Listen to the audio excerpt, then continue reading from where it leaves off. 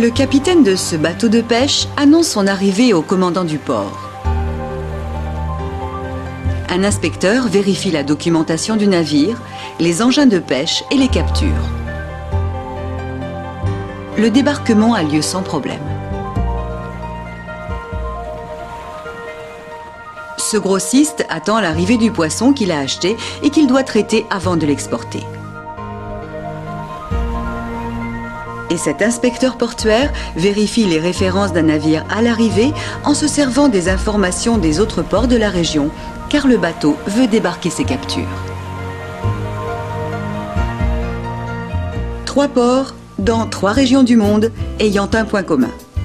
Tous ont appliqué les mesures préconisées pour s'assurer que chaque navire de pêche, utilisant leur port, a bien capturé le poisson de manière responsable.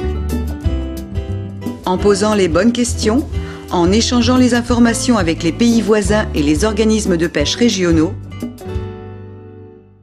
ces mesures adoptées par les États du port sont une arme efficace contre la pêche illicite, non déclarée et non réglementée, INN, dont les activités tombent dans le domaine du crime environnemental.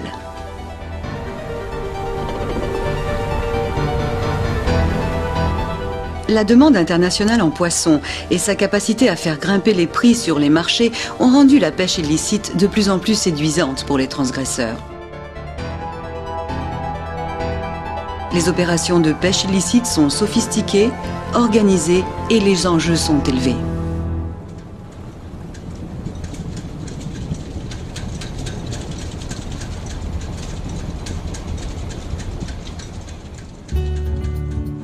La pêche illicite se pratique surtout dans les pays en développement, dont les ports fournissent souvent un point d'entrée facile aux captures illégales. C'est pourquoi ces pays ont besoin de personnel qualifié, d'un équipement plus performant et d'un financement adéquat pour intensifier le suivi, le contrôle et la surveillance.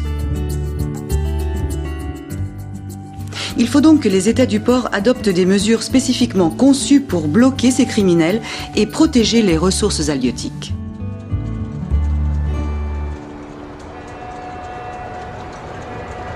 Le plan d'action international pour la pêche illicite, adopté en 2001 par l'Organisation des Nations Unies pour l'alimentation et l'agriculture, la FAO, a accordé une attention particulière au rôle crucial des ports dans la lutte contre ce fléau. En 2005, les membres de la FAO ont adopté un dispositif du ressort de l'État du port contre la pêche illicite, pouvant servir de guide et de normes minimales à chaque pays pour développer ou renforcer ses propres mesures. Il exhortait également les organismes régionaux à assumer le rôle de conseiller pour harmoniser ces mesures nationales au niveau régional.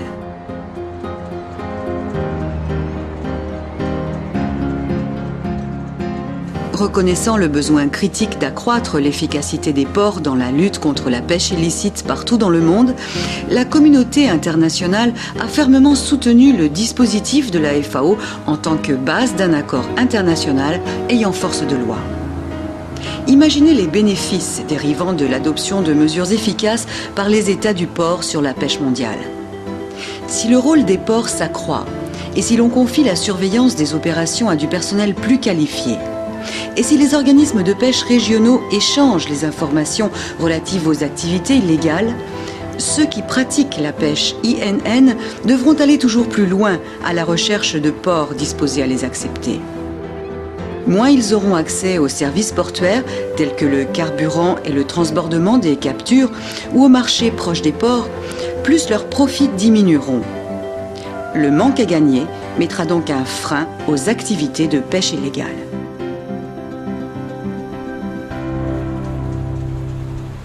En outre, ces mesures adoptées par les États du port renforceront d'autres activités destinées à combattre la pêche illicite, telles que l'interdiction de commercialiser du poisson capturé illégalement, la surveillance des bateaux par satellite et la coopération entre pays dans la chasse aux transgresseurs. L'adoption de mesures plus strictes par les États du port ouvrira la voie à la fermeture des ports de complaisance, limitant ainsi le débarquement des captures illégales, en les tenant hors des circuits de commercialisation.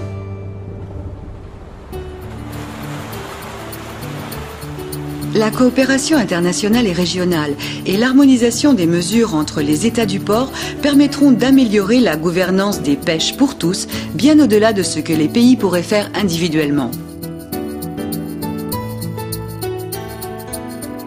Cela donnera des chances égales aux pays en développement qui pourront promouvoir leurs ports grâce à de meilleurs services dont bénéficieront leurs industries des pêches et ainsi leurs économies nationales.